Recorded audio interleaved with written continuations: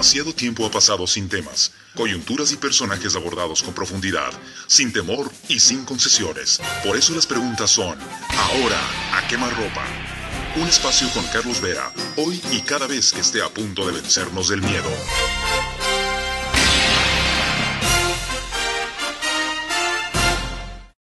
Bienvenidos a una nueva entrevista, ahora a quemarropa, sobre un tema de coyuntura urgente del Ecuador, como son las reformas laborales, la no reelección inmediata, indefinida y otros temas que han preocupado enormemente a la clase trabajadora en este país. Esta entrevista se emite regularmente por el periódico digital Ecuador en Vivo, cuya hospitalidad, valentía y pluralismo destaco. Es la segunda de esta segunda etapa sobre temas de la coyuntura urgente, la octava desde que iniciamos el ciclo. Y dado el tema que acabo de anunciar, tiene que ser con un líder sindical, con un dirigente que organizó, encabezó, lideró e impulsó la marcha de los trabajadores que se acaba de cumplir en Quito el 19 de noviembre. Al momento de grabar el programa es 20 de noviembre. Bienvenido, Nelson Erazo, presidente del Frente Popular, 44 años, 3 hijos, trabajador de la empresa de Obras Públicas Municipales, todavía con permiso, sin sueldo. Primero, ¿qué es esto del Frente Popular? Bueno, Carlos, un gusto el poder estar aquí compartiendo esta entrevista. Efectivamente, el Frente Popular es una instancia organizativa que agrupa a diversas organizaciones sociales y populares, entre ellas a la Unión General de Trabajadores del Ecuador, a la Unión Nacional de Educadores del Ecuador, a la FESE, a la FEWE, a los compañeros de los artistas populares, la CONFEMEC, a los compañeros pequeños comerciantes de la CUCOMITAE, organizaciones como el Seguro Social Campesino, la Federación Única del Seguro Social Campesino, organizaciones juveniles como la JRE, organizaciones que siempre han estado en la lucha por la construcción de la patria nueva y el socialismo. Ya, se lo pregunto porque es nueva la organización y quiero que la gente se ubique respecto a su composición y a su representatividad. Con todas esas organizaciones que han mencionado, más o menos, ¿cuál es el número de la militancia o de los afiliados o simpatizantes de ustedes? Bueno, nuestra organización no es que recién aparece en la lucha social. Nuestra organización tiene más de 30 años de vida, como Frente de lucha Popular, como no. Frente Popular. ¿Qué se hizo? ¿Dónde estaba uno de los primeros presidentes del Frente Popular fue el compañero Luis Villasís Maldonado, quien lideró esta organización de los trabajadores y de los pueblos. Y o sea, esta es una central sindical del MPD, punto. No, esta es una organización. Esta es la JRE, punto. Esta es una organización que agrupa a todas las organizaciones en lucha. No le agrupa al Movimiento Popular Democrático. ¿Fue parte del FUT cuando existió? No es parte del FUT ni ahora. El FUT no existe ahora o se reconstituyó. El FUT existe, es una instancia solamente en donde están los trabajadores organizados dentro de las centrales sindicales. En cambio, el Frente Popular es una instancia que agrupa a diversas organizaciones sociales. Como usted lo explicó. Sigamos con las precisiones para luego seguir con las definiciones. ¿Ustedes son parte de la CUT no oficialista? Nosotros no somos parte de la CUT no oficialista ni de la CUT gobiernista, porque creemos que el debate de los trabajadores para la construcción de la CUT tiene que ser desde la base. No pueden ser en los pasillos de Carondelet, ni en los pasillos del Ministerio del Trabajo, y más aún a espaldas de la decisión de la mayoría de trabajadores. Para comenzar voy a usar lenguaje escatológico que usted me va a entender y los televidentes me van a disculpar. Y me incluyo en plural. Estamos en la mierda entonces. ¿Ok? Una CUT, otra CUT, un FUT, un Frente Popular, la clase trabajadora combatiendo una dictadura dividida. Yo comencé a cubrir a los trabajadores cuando se constituyó, se fortaleció el Frente Unitario de los Trabajadores con líderes históricos como Emilio Velasco, como Pepe Chávez, como Fausto Dután, como Edgar Ponce y uno más que se me escapa, Cuisana, creo que era el otro. Usted no nacía cuando yo cubrí esa cuestión. Pero una de las claves para triunfar frente a la dictadura y lo que significó militar, blanda, no como esta civil, dura, fue la unidad. ¿Por qué no comienzan ustedes uniéndose para propender la unidad después? Bueno, el Frente Popular es una instancia organizativa de todas las organizaciones que impulsa la unidad alrededor de la lucha No social. de todas. Nosotros, Usted me acaba de hacer una descripción y que no están todas. de todas las organizaciones agrupadas en el Frente Popular me refiero, ¿no es cierto? ¿Qué define esas organizaciones entonces? Esas- ¿Ser de izquierda? Son organizaciones que siempre han estado en la lucha social por la defensa de los intereses del pueblo Eso ecuatoriano. es cierto, lo rescato. Ok. La continuidad en la lucha. ¿Qué más los define? Nos define una unidad orgánica en donde resolvemos en base a las discusiones de todo el colectivo para impulsar una política en beneficio del pueblo ecuatoriano. Una segunda característica. Una tercera. Una tercera característica que siempre estará junto al pueblo y luchará por sus intereses. Defínanse ideológicamente. Ideológicamente una organización de izquierda que lucha por la construcción del socialismo. ¿De qué clase de izquierda? Porque hay izquierda democrática, y no me refiero al partido, e izquierda no democrática. Nosotros somos parte de la izquierda revolucionaria que siempre ha estado buscando los grandes cambios en O beneficio sea, del pueblo la que está en el ecuatoriano. poder, la de Correa. Esa no es de izquierda, no tiene de izquierda ni siquiera el nombre, diría yo. Esta es una derecha camuflada con un discurso de izquierda que hoy gobierna desde Carondelet. ¿Por qué no es de izquierda el ¿Por qué? gobierno? ¿Qué lo permite identificar como no de izquierda? Porque sus políticas apuntalan el sistema de explotación. Mientras se utiliza el discurso, por ejemplo, de que con sus leyes quiere garantizar los derechos laborales, ocurre que elimina la estabilidad de los trabajadores del sector público cuando los pasa a la LUCEP. Ya vamos a entrar en eso. Se ¿Qué dice- lo identifica como la derecha conservadora camuflada? Porque es la que está nuevamente reinventando las cosas. Por ejemplo, cuando inició su poder decía que ellos no iban a firmar tratados de libre comercio con ninguno de los países de la Unión Europea ni con Estados Unidos. Sin embargo, hoy a espaldas del pueblo ecuatoriano se impulsa este tipo de cosas. Otra cosa más. ¿Por qué esa renuencia de ustedes a identificarse como izquierda democrática? Y usted cuando me contesta me dice izquierda revolucionaria. ¿Por qué les apesta la democracia? No, nosotros luchamos por la vigencia, pero la plena vigencia de la democracia, y que es en donde los sectores mayoritarios podamos tener mejores condiciones de vida. Hoy lo que vivimos es una dictadura de las clases dominantes en contra de la mayoría del pueblo ¿Usted ecuatoriano. reconoce que hay una izquierda democrática? Yo reconozco que hay una izquierda que lucha por el verdadero poder Le social. nombro algunas, a ver si coincide. Mujica, ¿es de izquierda democrática? Bueno, yo creo que en ese caso tiene posiciones que han tratado de garantizar los derechos colectivos de su pueblo.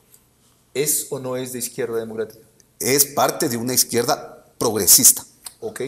¿Bachelet es de izquierda democrática? Bueno, sus políticas han identificado también con posiciones que no han beneficiado del todo al pueblo chileno.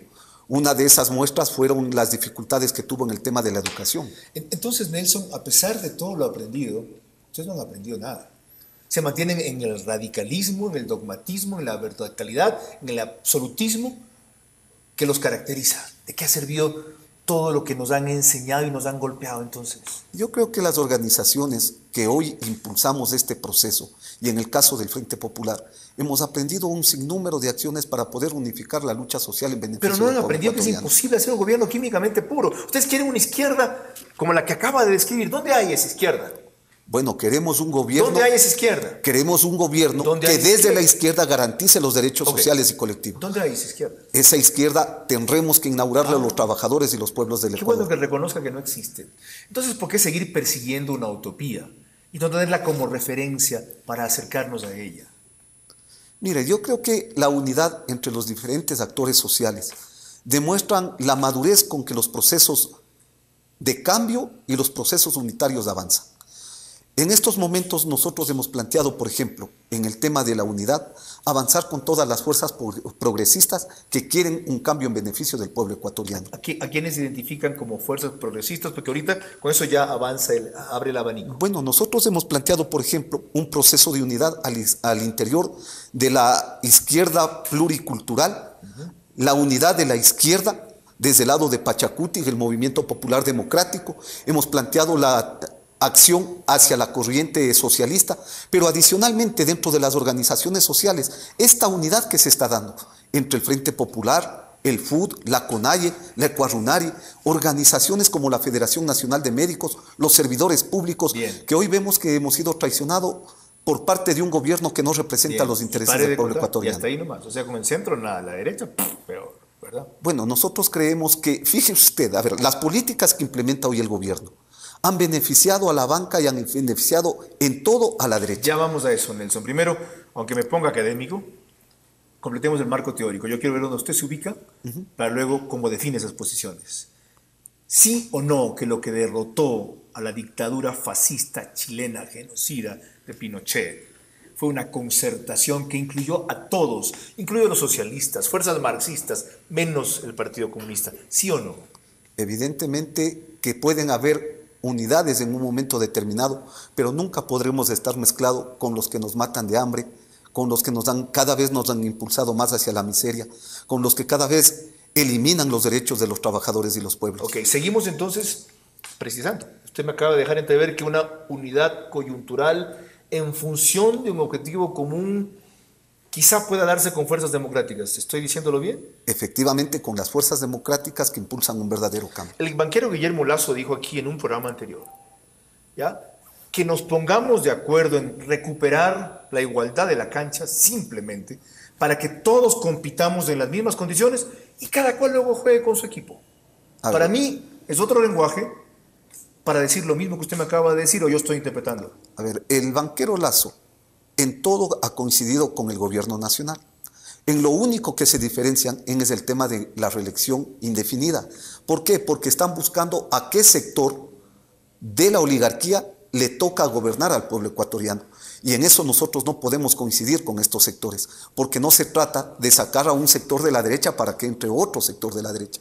Se trata que las fuerzas progresistas puedan impulsar los destinos del país en beneficio de la mayoría del pueblo ecuatoriano. Se ha definido usted ahora.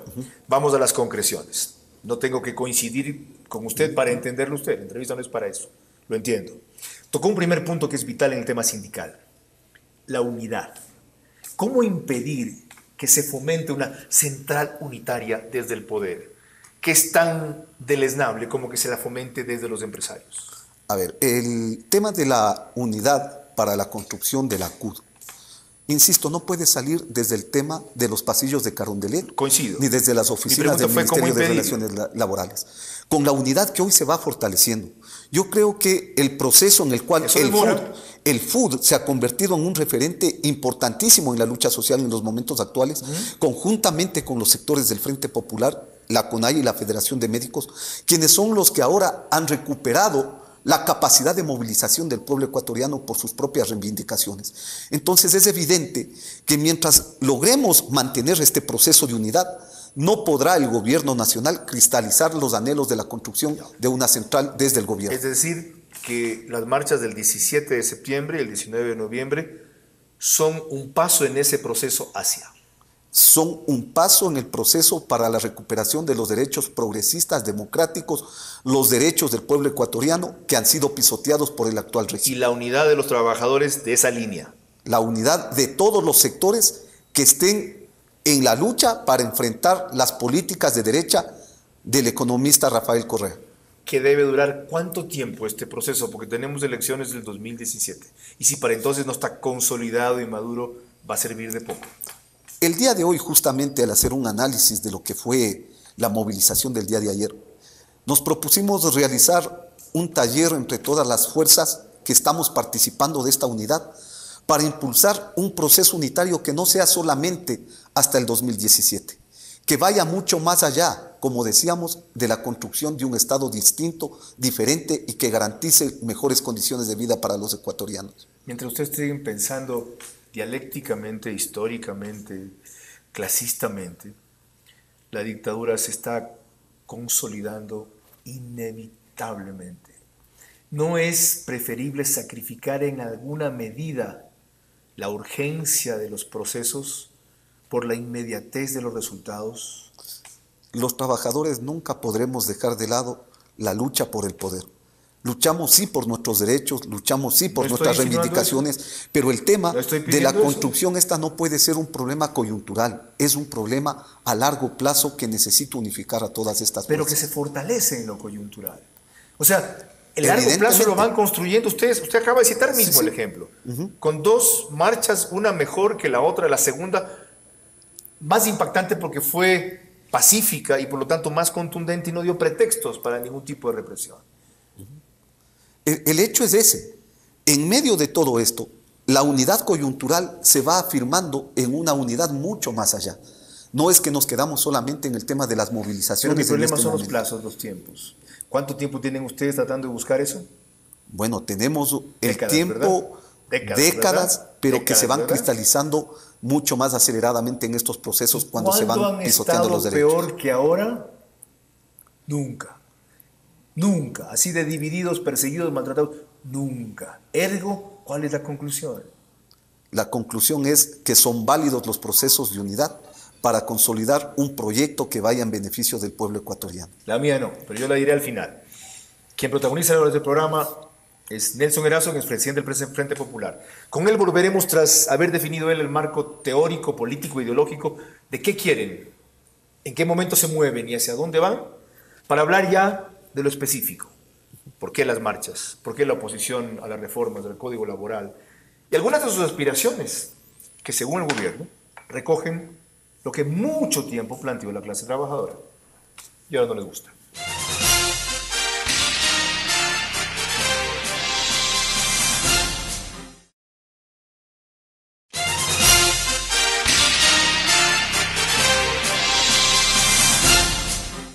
Esta es la segunda parte de la entrevista, ahora con preguntas de quemarropa para Nelson Erazo, presidente del Frente Popular, uno de los principales líderes sindicales y los trabajadores ahora, y los mayores organizadores e impulsores de marchas. No solo fue una en Quito, esa fue la mayor, que conmovieron al país el 19 de noviembre. Debo recordarles que este programa se graba al día siguiente de esa fecha, el 20 de noviembre. Y entre las cosas que ustedes cuestionan, está que se limite la utilidad de los trabajadores hasta $8.160 al año y el excedente vaya al Estado. Cuando ese Estado podría retribuir lo que ganan estos privilegiados trabajadores, que son una minoría en el Ecuador, porque también son una minoría de empresas con ese nivel de rentabilidad y además que reparten utilidad, para a los demás trabajadores que ganan menos o a los que no son trabajadores y trabajan de todas maneras, hacerles la vida más cómoda. Y ustedes no, se oponen. ¿Por qué?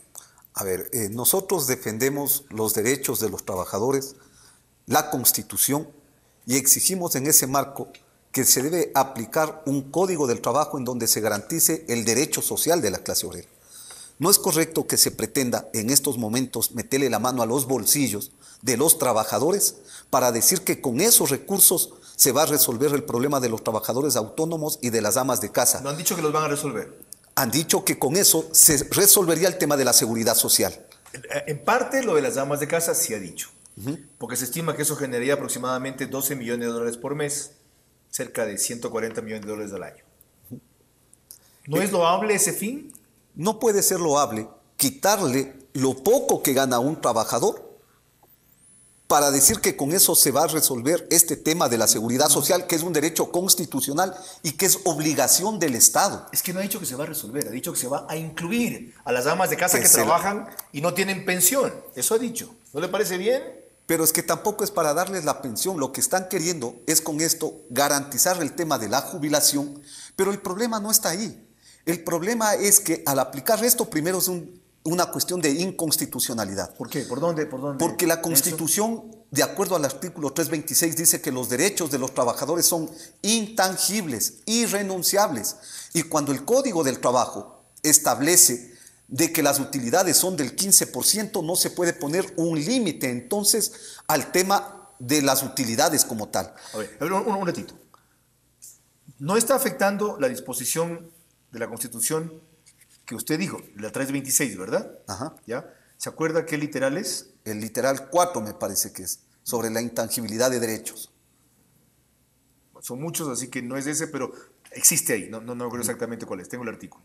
Pero no afecta el derecho a las utilidades, no lo desaparece. Limita el monto máximo según el Código del Trabajo. Ya, el tema del Código del Trabajo está garantizado, ¿no es cierto?, de acuerdo a los convenios internacionales, el convenio 87 y el convenio 98 ¿De la OIT? De la OIT. ¿Qué dicen qué? Que establecen que los derechos de los trabajadores no pueden ser pisoteados por el Estado. Repito, y habla de la libre no contratación con la... El derecho existe, pero el monto se limita. ¿Ya? Al ponerse un límite a las utilidades, Se está haciendo una ley regresiva, no progresiva. Los derechos son, al decir que son derechos intangibles, no se puede decir entonces te vamos a reducir este derecho a la mitad. Te mantengo, pero solamente a la mitad. Se está haciendo una ley regresiva en vez de ser una ley progresiva. Ok, entiendo, Ese es el tema entiendo central las en esto. objeciones. Ok, las entiendo. Ahora, ¿qué pasa con lo otro? Ustedes siempre han proclamado el principio de solidaridad. ¿Por qué no lo aplican aquí? Sí, ¿No les parece una cuestión solidaria que vía el Estado la gente que más utilidades consigue en un año debido a la vez al tipo de negocios o de transparencia o éxito de sus empresas, un poquito de esa diferencia se lo haga llover a los demás? La solidaridad no es que la impedimos. Somos tan solidarios, los trabajadores, que ahora exigimos que el Estado le obligue a los patronos que se llevan el 85% de las utilidades de las empresas, como en el caso de las petroleras, como en el caso de las telecomunicaciones, que les digan a los dueños de estas empresas que den el 20% de sus utilidades para que puedan las amas de casa acceder a la seguridad social, así como también como los trabajadores autónomos. O sea, que se reduzca la utilidad de ellos a 65%, no 85%. Son los que se están llevando los recursos que generamos los trabajadores. Entonces no se puede decir que para garantizar el derecho de las amas de casa hay que quitarles a los trabajadores. Porque el gobierno lo que hace es gobernar para los empresarios y no para los trabajadores. Lo que usted dice ahorita lo ilustra bien. Entonces, ¿están de acuerdo con que las amas de casa que trabajan tengan una pensión al final de 20 años mínimo de aportaciones o de 65 años? ¿Están de acuerdo con ese principio, no con la fuente con la cual se lo financiaría? Carlos, no es solamente que estamos de acuerdo con que las amas de casa tengan la posibilidad después de 20 años tener el derecho a la jubilación. Nosotros creemos que deben ingresar a la seguridad social y tener todos los beneficios de la seguridad social. No solamente que es salud, para recibir una pensión. Claro, no solamente la pensión después de 20 años. Afiliadas comunes. Evidentemente. Después de 20 años de aportaciones. Ya. Tienen que, o deben tener todas las garantías que tenemos los trabajadores que somos parte de la seguridad social. Prestaciones, deben tener la posibilidad de préstamos quirografarios, hipotecarios, muy bonito. La salud. Ya, eso es un costo mayor que requiere un financiamiento mayor al que usted me acaba de decir, bajando la utilidad de los empresarios de 85% a 65%. ¿De qué sirve otorgarles ese derecho en el papel si en la realidad no puede funcionar? ¿De qué sirve si eso va a saturar más al IES y a afiliados que actualmente han aportado durante mucho tiempo o los atienden después de 3 meses o no lo pueden atender? O sea, el ideal es loable, pero la práctica es populista, no es viable. No se trata de populismo, se trata que este gobierno ha sido incapaz de resolver en los 7 años el tema de la seguridad social para las amas de casa. Ha demostrado su incapacidad para resolver los verdaderos problemas del pueblo ecuatoriano. Mientras por un lado se dice que hoy existen mayores afiliados al Seguro Social, por otro lado no se ha construido más hospitales, no se ha ingresado a más número de médicos. Lo que se ha hecho con esto es simplemente entregar el tema de la salud para que manejen las empresas privadas. Correcto. Una vez más, garantizando este tipo de cosas a los grandes empresarios. Correcto. Pero la propuesta de ustedes agravaría mucho más esa congestión en la salud. No la agrava. Sí, mete a las amas de casa a los beneficios totales de la afiliación, no solamente a recibir una pensión. Pero ese es un derecho constitucional que tienen las amas de casa, que tiene el pueblo ecuatoriano. La Constitución establece que es el Estado el que debe garantizar la seguridad social de todos los ecuatorianos. Y la Constitución también dice que todos tienen derecho a un trabajo. ¿Usted le va a dar a todos mañana un trabajo aunque no tenga un sustento económico? El tema es que, siendo estos derechos que alcanzamos en la Constitución de Montecristi, el gobierno ha sido incapaz de resolver este tipo de cosas porque no ha creado fuentes de trabajo. Porque es un gobierno que se ha dedicado con políticas populistas, con políticas que solamente de bonos hacia los sectores más afectados. ¿Por qué no ha creado fuentes de trabajo en resolver estos problemas? Porque no le conviene, porque a él le interesa tener una política clientelar, a él le interesa tener una política en la cual diga yo te doy estas migajas y tú tienes que votar conmigo. ¿Por eso el bono pasó de 800,000 beneficiarios a 2 millones de beneficiarios? No se olvide que ahora ese bono está bajando, porque se ha quedado sin recursos económicos, porque demostró su incapacidad para poder administrar esos recursos. Usted dice que el gobierno no da trabajo, no genera trabajo con la magnitud de obra pública que hay. No, ¿inversión qué significa contratar a más gente cada vez? No ha generado trabajo en las condiciones que aspiramos todos los ecuatorianos. Lo que ha generado son condiciones de precarización laboral. En el tema de la construcción, se les tiene rotando a los trabajadores durante 3 meses. Son contratados un grupo, 3 meses otro grupo, y con esto decir que se va generando empleo. ¿No se acabó entonces la tercerización, sino que se le dio una variante? La tercerización que se eliminó con la Constitución de Montecristi fue recuperada con un gobierno de las características del economista Rafael Correa con el nombre de la externalización de servicios. El mismo señor Fernando Cordero, cuando fue nombrado presidente del Consejo Directivo del IES, señalaba que cuando él ingresó al seguro, encontró que existía la tercerización provocada por el señor González, que es parte del mismo gobierno nacional. Esta era una muestra de que los trabajadores no estábamos mintiendo cuando decíamos que la tercerización sigue existiendo en este gobierno. Más sobre por qué se opone el Frente Popular y en particular Nelson Erazo a la política laboral, ya no solo a las reformas laborales que coyunturalmente propone el gobierno, cuando prosigamos en la tercera parte de la entrevista con él, tras estar descubriendo y desentrañando, por primera vez diría yo, con este detalle en televisión, ¿cuál es la verdadera política hacia los trabajadores de un gobierno que se precia de ser su defensor y, según este representante, está resultando ser su depredador?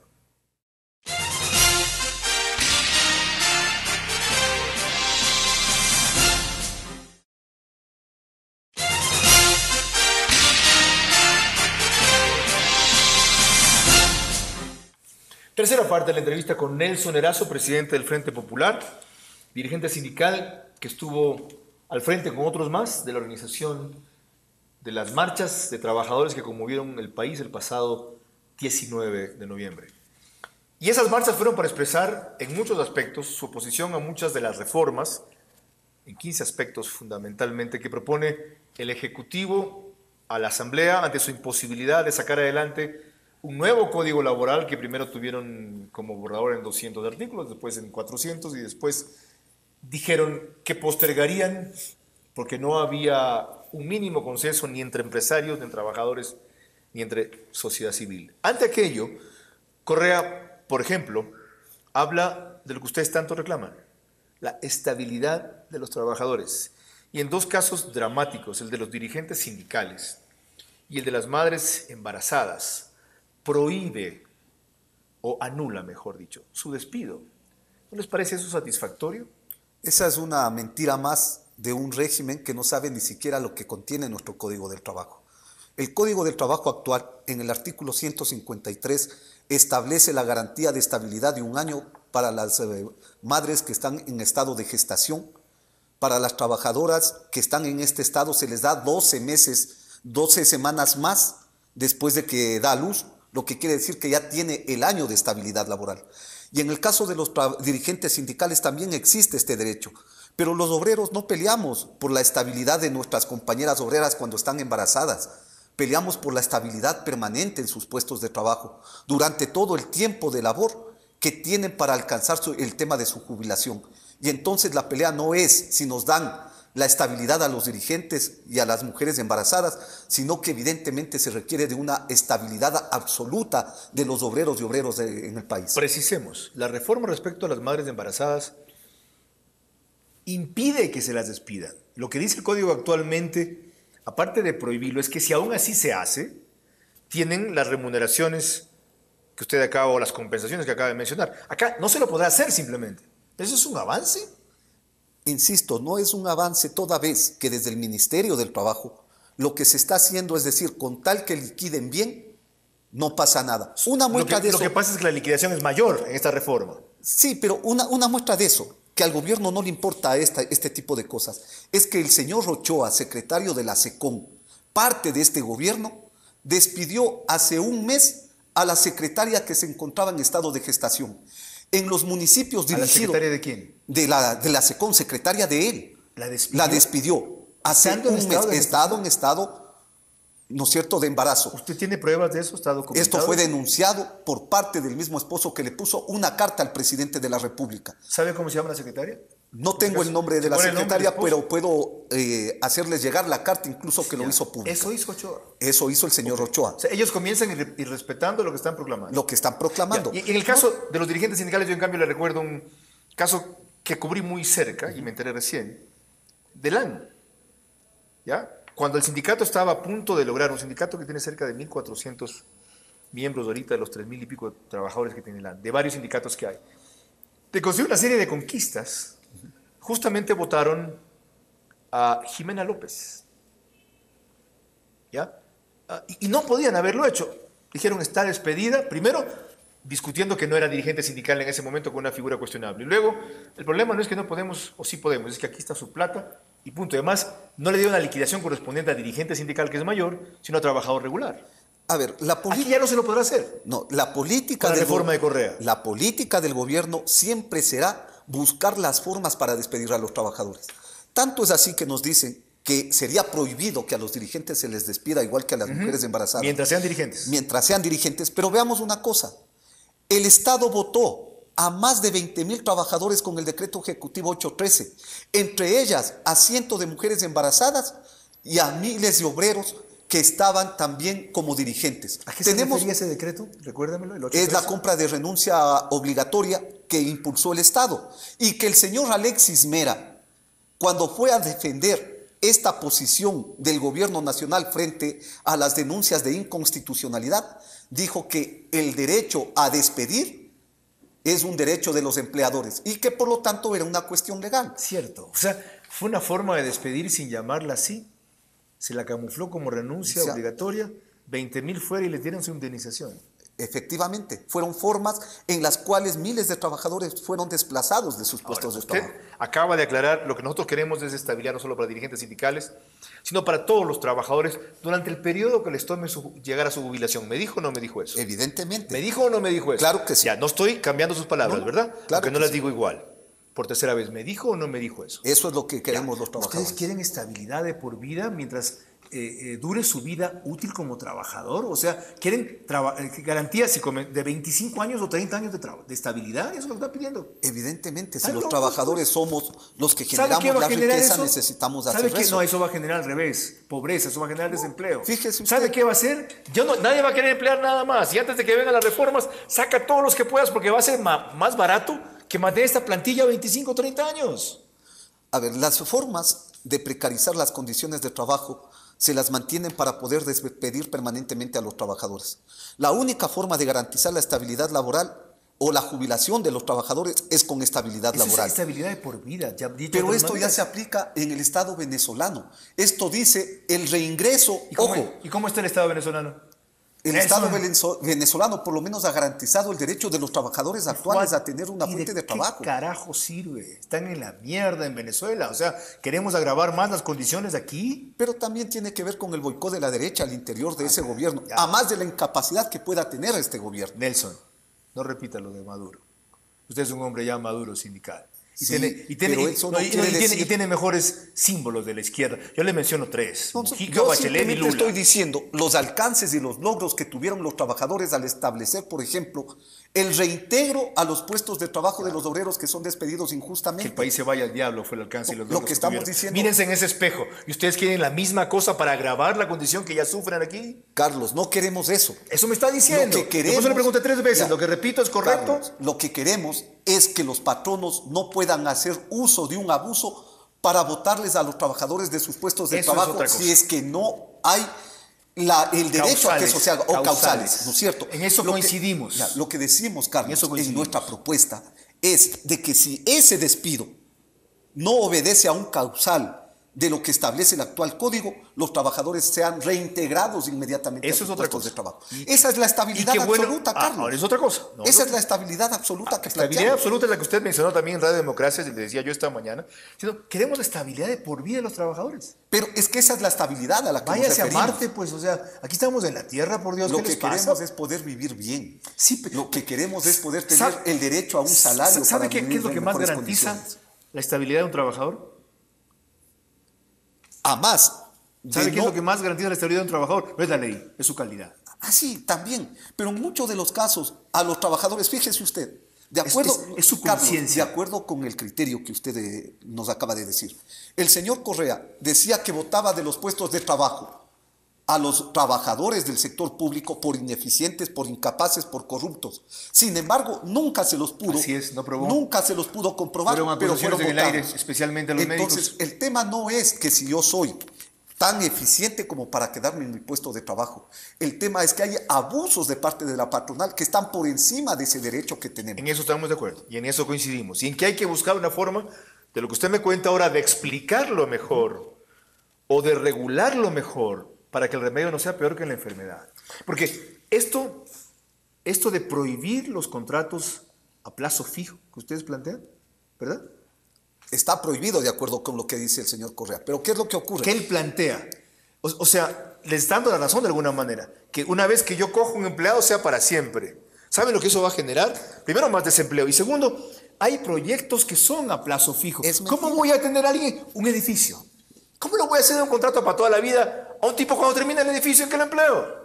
Carlos, es mentira que se acaba con eso cuando se elimina el contrato a plazo fijo, se resuelven los problemas de los trabajadores. No es así. No, yo no he dicho que se resuelva. Porque Correa mantiene... No pongo palabras en mi boca. Yo he dicho pero eso dice, no digo que usted dice, eliminar Carlos, el contrato fijo o prohibirlo va a generar más desempleo. Carlos, no digo lo que usted dice, estoy diciendo lo que dice Correa. Ya. Correa dice que al eliminar el contrato a plazo fijo, con eso se garantiza la estabilidad en los puestos de trabajo. Es mentira. Porque Correa elaboró el trabajo discontinuo, que es una modalidad en los cuales se puede contratar durante 6 meses a los trabajadores sin derecho a estabilidad laboral, sin derecho a contratación colectiva, sin derecho a organización sindical. ¿Él introdujo esa modalidad en el Ecuador? Él introdujo en este gobierno. ¿Por primera vez? Por primera vez. ¿No hace había 2 eso años antes atrás. ya? No había. ¿El contrato de trabajo discontinuo? No había el trabajo discontinuo. Lo generó el señor ministro Vacas. Este ministro, que es parte de este gobierno, generó este tipo de modalidad de contratación que precariza las condiciones de trabajo cada vez más. O sea, hay un doble discurso impresionante. Impresionante. Insisto, no se eliminó la tercerización, se le cambió a la externalización de servicio, se le cambió el tema con el trabajo discontinuo, se eliminó la estabilidad laboral, se eliminó la posibilidad de organización y de contratación colectiva. Con lo que usted me explica, yo puedo entender, no compartir, y eso no es ningún problema para ustedes, ni para mí, que se vayan a un extremo tal en el afán de garantizar la estabilidad de los trabajadores. Pero repito, y lo mencionaré más en detalle al final, el remedio puede ser peor que la enfermedad. Pero estas son apenas algunas de las reformas en ese paquete nuevo que ha planteado Correa a su asamblea para cambiar, según él, modernizar, actualizar y mejorar el tratamiento a los trabajadores en el Ecuador. ¿Cuáles son otras que les preocupan? Lo veremos en la cuarta parte de esta entrevista con Nelson Erazo, quien es presidente del Frente Popular. Y empezaremos a indagar también por qué se meten en lo que no les importa. ¿Qué hacen trabajadores del país impulsando la no reelección indefinida continua en el Ecuador?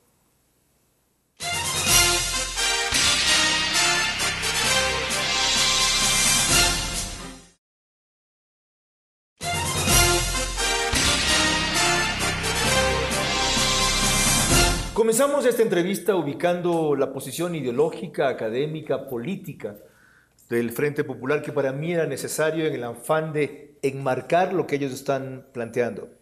Proseguimos con una referencia general primero y específica luego a lo que son una serie de propuestas de reformas al ámbito laboral para los trabajadores que está a punto de mandar a Correa a la Asamblea. Y luego, y a continuación, entramos en el detalle de 2 o 3 vinculadas con que a las amas de casa pueda pagárseles una pensión, con que dirigentes sindicales no puedan ser despedidos, mujeres embarazadas tampoco, o la necesidad y la garantía de una estabilidad laboral y quién tienen ellos por eso.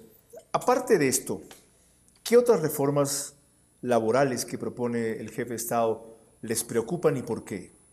Bueno, no solamente es el tema de las reformas, es el tema de que el gobierno lo que está elaborando son leyes para afectar los derechos colectivos de los trabajadores. Él dice permanentemente que se garantiza de mejor manera el trabajo del obrero autónomo, del trabajador autónomo. Y esto es una nueva mentira más, porque no se puede garantizar este trabajo cuando no hay políticas de Estado para que los trabajadores autónomos, que representan cerca del 52% de la mano de obra en nuestro Explíquele a la país gente que es un trabajador autónomo. es el que no tiene relación de dependencia. El que no tiene jefe. Es el que no tiene jefe, el que está vendiendo chicles, el que está vendiendo caramelos, el que está a veces luchando los El trabajador zapatos. autónomo es un emprendedor. No puede haber emprendimiento cuando no hay una calidad de vida en el Ecuador.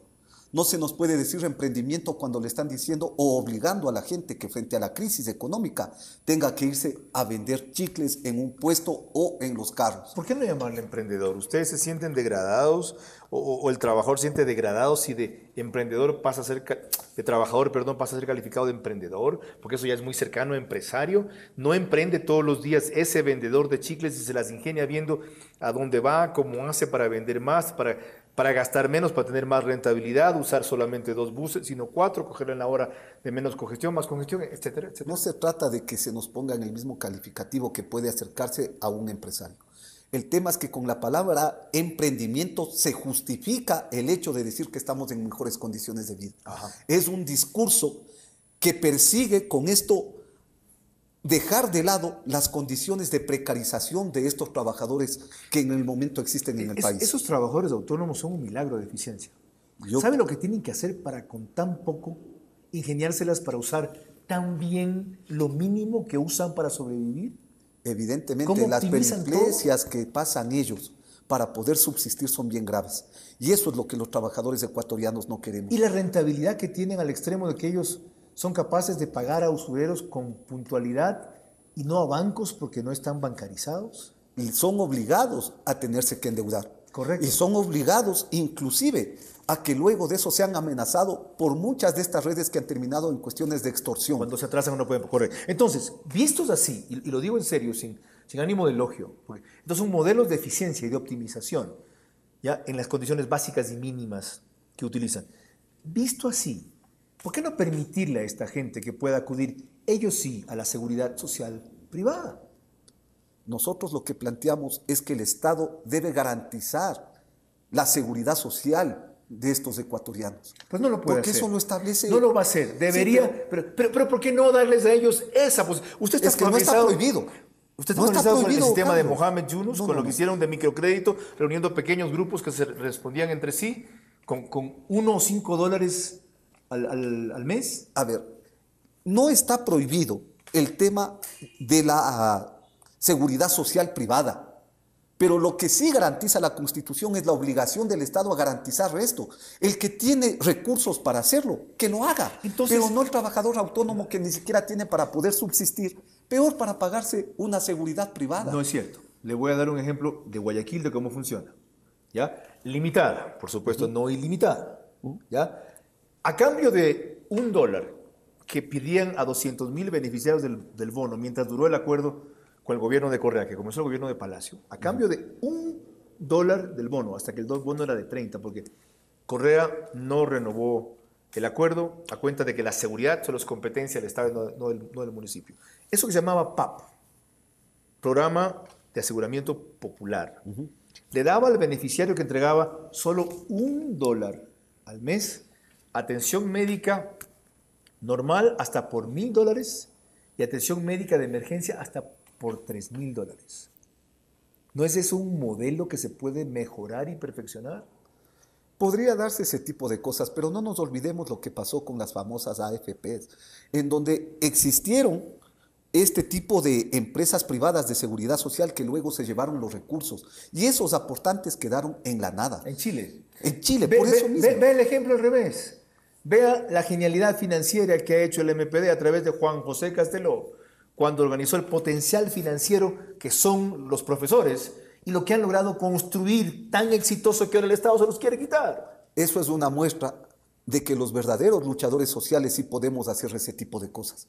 Pero mientras vivamos con un gobierno de estas características, está en riesgo todo, porque ha demostrado su incapacidad para poder gobernar. O sea, ustedes no se oponen a formas capitalistas de inversión para tener formas socialistas de vida, Nosotros lo que queremos son las mejores condiciones de vida del pueblo ecuatoriano. como estas que Como Casteló estas lideró. que se lideraron desde el Fondo de Cesantía del Magisterio, que mejoraron la calidad de vida de esos maestros y que hoy el Estado pretende arrebatarlo, sobre la base de decir que ellos son los que deben dirigir la seguridad social. ¿Qué otros aspectos de la reforma laboral los preocupan?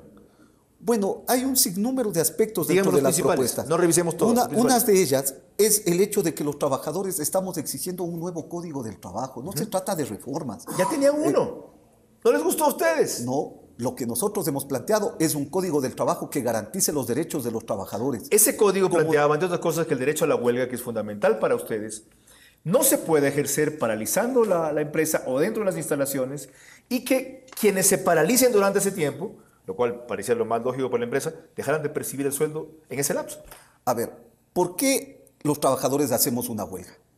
Hacemos frente al incumplimiento del patrono. Porque es el último mecanismo de es el presión último mecanismo para defender los derechos. Es el ¿no último, es cierto? así es. Entonces, ¿cómo se nos puede decir que para defender nuestros derechos vayamos a hacer la huelga 20 kilómetros más allá? O que hagamos la huelga cualquier momento que querramos, pero que no nos van a pagar. O que dejen de afectar a la empresa, que es lo único que la presiona una solución. Pero, si la empresa sigue produciendo y no tiene que pagarles, se cagan en la risa de ustedes. Pero Carlos, el problema era mucho más grave. Porque en el Código Integral Penal, en el artículo 364, está penalizada la huelga.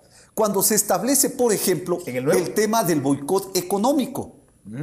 Se habla, por ejemplo, que si los trabajadores hacen una huelga, podría estar considerado como el boicot económico, y un empresario podría decir que le estamos boicoteando económicamente la posibilidad del desarrollo de su empresa. Pero el ejemplo que acabamos de desarrollar, ¿no es la mejor propaganda para ese código que finalmente abortó y no se hizo?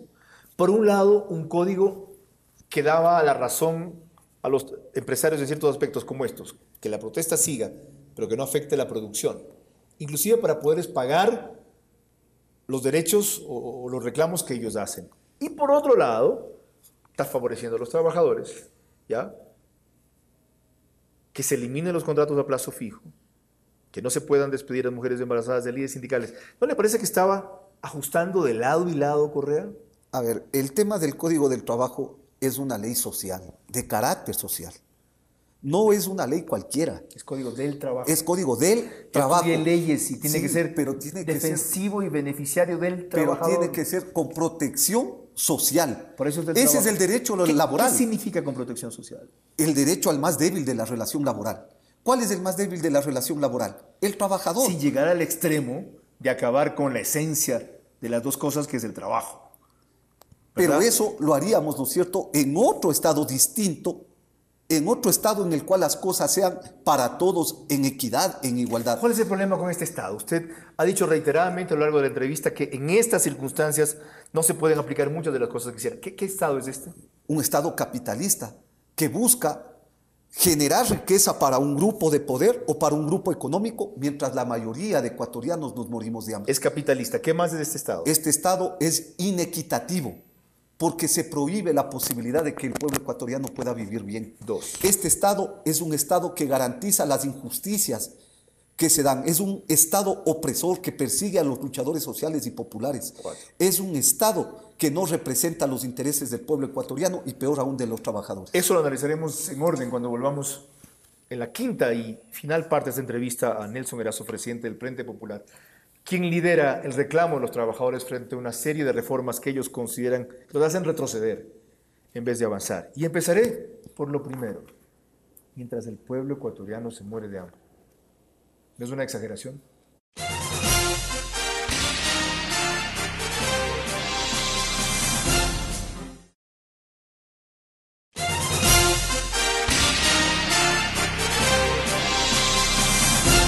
Quinta parte final de esta entrevista con Nelson Erazo, presidente del Frente Popular, uno de los líderes sindicales emergentes, nuevos diría yo, poco conocidos en vez de desconocidos, aunque en la lucha popular lo ha sido mucho, que encabezó las marchas de trabajadores en Quito el 19 de noviembre y se multiplicaron más allá de lo que muchos esperaban, ciertamente, en varias partes del país. Usted ha descrito el estado que vivimos.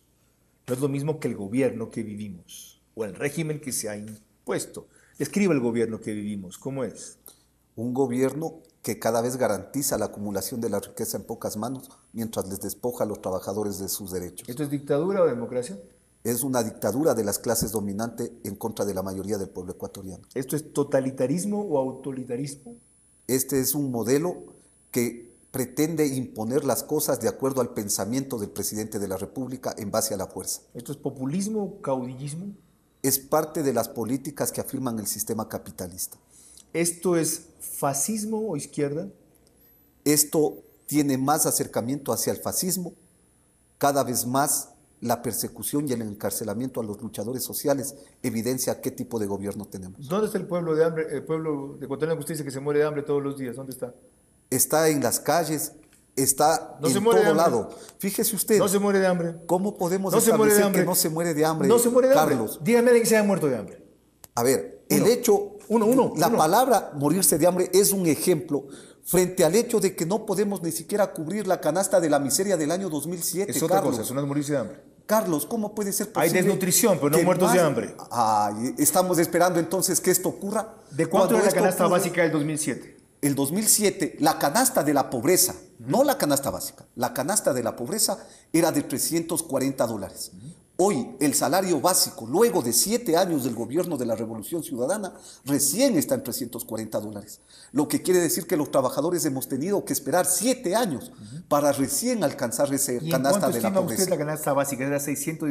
La canasta básica en los momentos actuales se encuentra en $157. Ya. ¿Qué pasa si suben el sueldo básico de repente al nivel de la canasta básica en la economía? ¿Qué pasa? Estaríamos en mejores condiciones. No, de en los peores, porque ecuatorianos. se dispara la inflación. ¿Qué es lo que ocurre? Siempre nos han dicho que se para la inflación si es que hay incremento de salarios.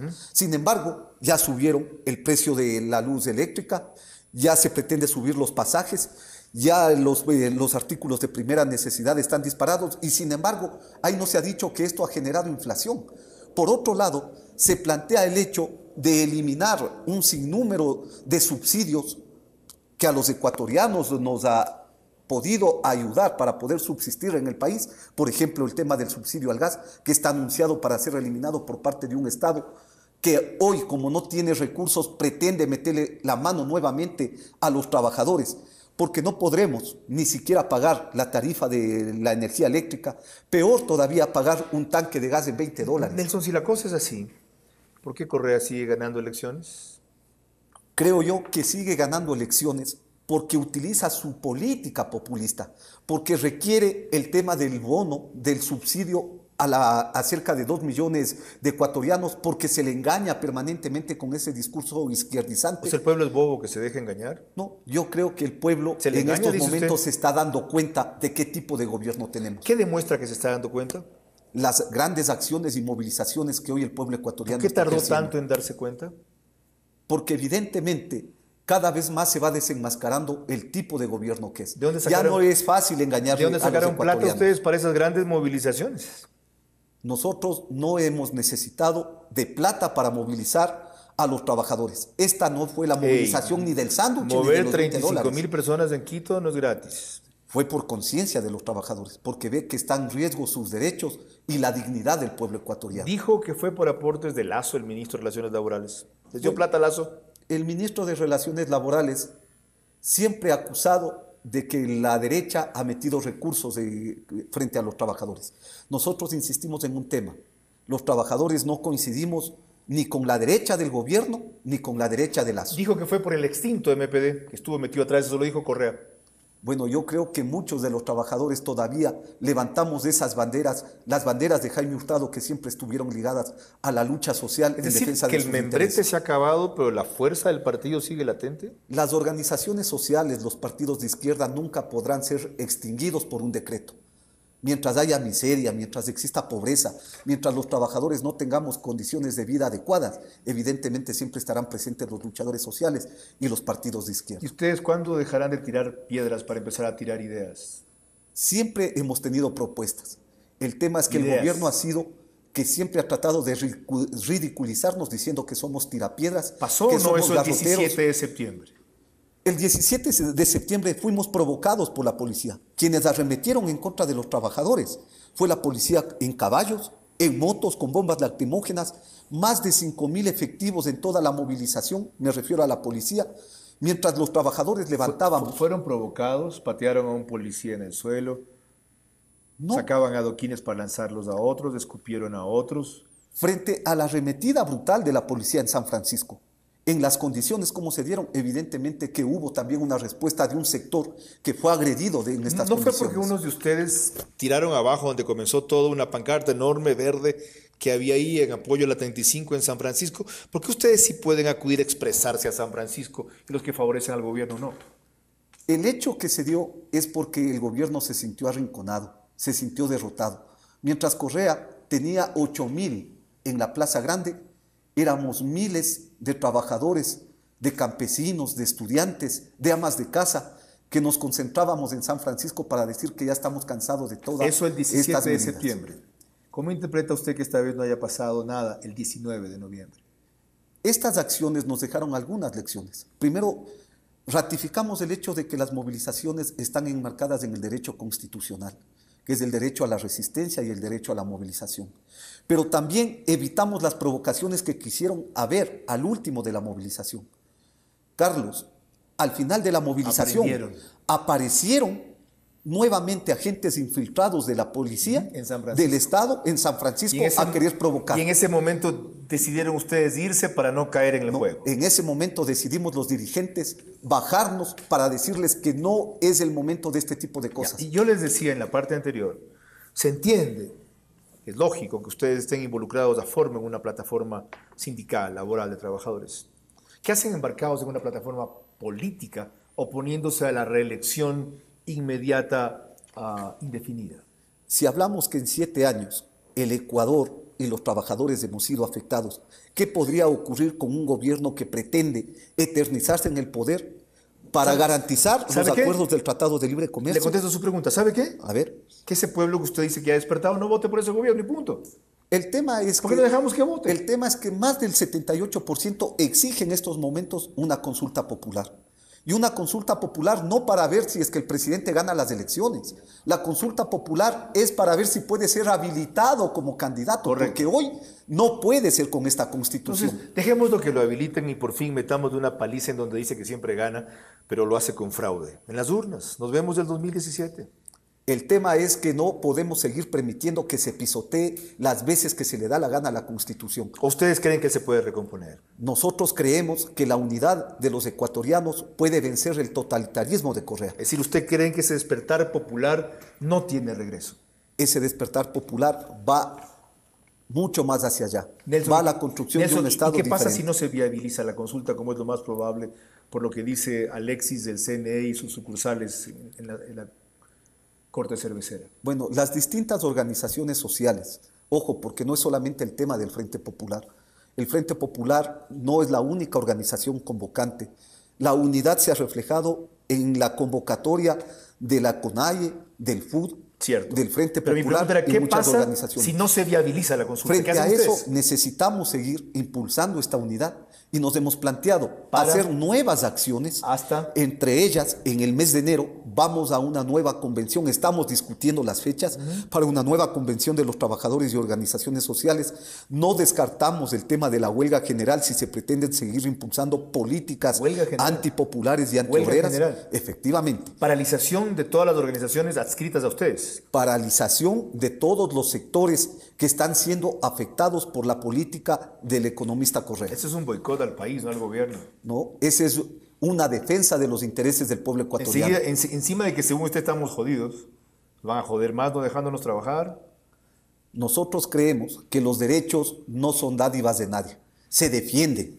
Y se defienden con la frente en alto y bien parados, de pie. Y así los vamos a defender. Y si para eso tenemos que hacer uso de la huelga general, tengan la plena seguridad que tendremos que hacerlo. Gracias por su presencia y por sus conceptos, Nelson. Ahí tienen ustedes los extremos a los que está dispuesto a llegar un líder sindical que practica lo que predica, que se juega por lo que cree, y un frente popular que no solo ha pensado en la clase trabajadora, sino en el bienestar del país, desde luego, bajo su perspectiva, a su manera. Este tipo de actores son los que necesitamos en la sociedad, valga la redundancia, más activos, más vigentes, más presentes, no solo para enriquecer el debate nacional acallado ahora por distintas circunstancias, especialmente en varios medios, sino para encontrar una solución conjunta de la cual ni ellos, ni nosotros, ni los que están ustedes allá se podrán escapar. ¿Cuál es? Él ha comenzado a esbozar. Los empresarios también han propuesto la suya. Los políticos que aspiran a liderarlos, lo propio. Es inevitable a futuro, lo querramos o no, salvo hacernos un harakiri o seguir pensando en las utopías que algún rato yo mencionaba en esta entrevista, que lleguemos a un mínimo de concertación sobre principios básicos que felizmente tenemos en común. Menciono 2 o 3. Vigencia de los derechos humanos, todos estamos de acuerdo, plenas. Reducción de la pobreza, todos estamos de acuerdo. Respeto a los derechos de los trabajadores, todos estamos de acuerdo. Crecimiento económico, todos estamos de acuerdo. Generación de empleo, todos estamos de acuerdo. 5 cosas. Y solución de todos estos temas en democracia. Resolución de los conflictos por la vía democrática. En el momento que las circunstancias nos lleven a progresar en ese tipo de acuerdos básicos para logros mínimos que instauren en este país, y lo he dicho varias veces, no solo por estar delante de un líder sindical, por primera vez una democracia, entonces lo que ellos reclaman, o lo que ustedes sueñan, o lo que yo pienso, podrá ser vigente. Si seguimos dispersos, aunque sea en carriles paralelos en la misma dirección, nunca vamos a llegar a la meta. Y la urgencia es enorme, porque en cambio desde el poder, con todos los tentáculos que tiene, la propaganda que maneja y los recursos que todavía consigue, el poder va mucho más adelante que nosotros, y no para liberarnos, sino como felizmente lo tienen claro los trabajadores, para someternos. En función de un partido, de un líder, de un grupo, de una clase, de una gavilla de corruptos que ahora son nuevos ricos y antes eran muertos de hambre. Hasta la próxima entrevista.